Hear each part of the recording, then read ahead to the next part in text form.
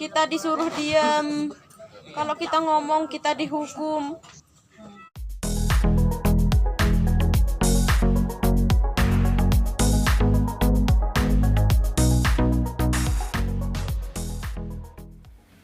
Halo, assalamualaikum. Ketemu lagi ya teman-teman, bareng saya di channel Novaniyika.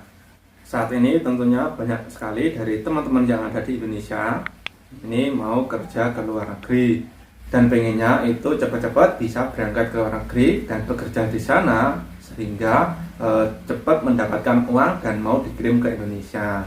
Nah, dengan alasan tersebut sehingga teman-teman itu kurang teliti ataupun buru-buru dalam mencari ataupun menentukan sebuah PJTKI ataupun penyalur tenaga kerja. Seperti yang terjadi baru-baru ini bahwa ada 5 dari TKW, calon TKW ini kabur gara-gara dalam PJTKI tersebut itu mengaku disiksa ataupun tidak manusiawi. Sehingga mereka berlima ini kabur dan malah terjatuh dari lantai 4 yang tingginya itu kurang lebih 12 sampai dengan 15 meter. Patah. Loncatnya dari Lantai 4. ya Allah.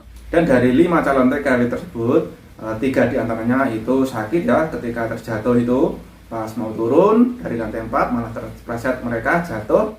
Yang 3 orang itu luka-luka parah dan yang kedua itu masih bisa lari dan minta tolong kepada warga.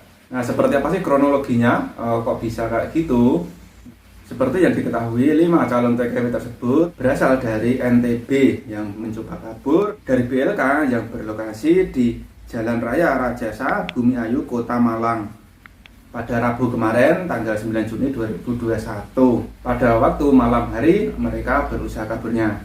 Mereka kabur dengan menjebol teralis di jendela dan mau turun menggunakan potongan selimut yang dijadikan tali untuk turun. Tetapi ketika di tengah-tengah mau turun itu ternyata mereka malah terpeleset. Sehingga 3 orang itu luka-luka dan yang kedua itu masih bisa lari untuk minta pertolongan kepada warga sekitar. Oh iya, kita berlima. Loncatnya? Iya.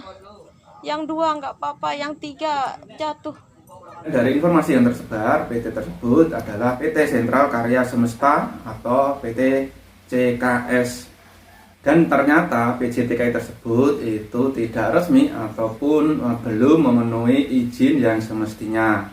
Dan juga pada tahun-tahun sebelumnya ternyata PJTKI tersebut sudah bermasalah dari dulu.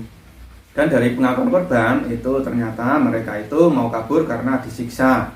Kemudian HP-nya juga dirampas dan mereka disuruh diam, tidak boleh ngomong kepada siapapun tentang kondisi PJTKI tersebut.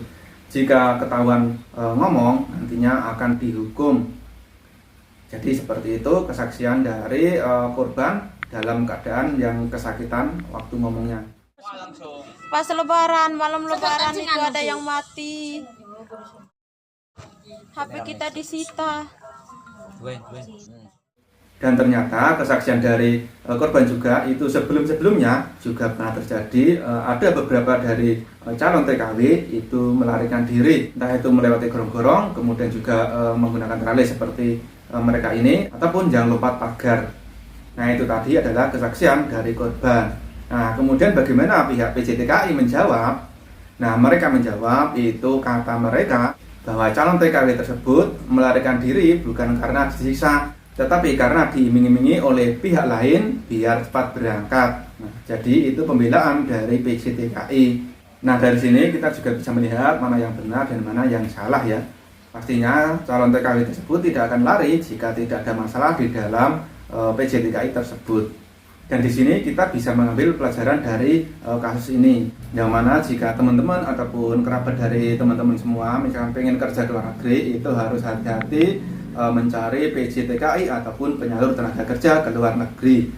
Setidaknya kita harus tahu dulu PT mana yang amanah dan tidak, dengan cara tanya kepada teman yang sudah berangkat ke luar negeri melalui PT tersebut. Dan pastikan juga PT tersebut sudah berizin. Jadi kedepannya itu tidak terjadi masalah-masalah yang tidak diinginkan. Oke teman-teman, ini dulu informasi dari saya. Misalkan ada pertanyaan ataupun yang kurang jelas bisa komen di bawah. Oke, sampai di sini dulu. Sampai ketemu lagi di video berikutnya. Wassalamualaikum.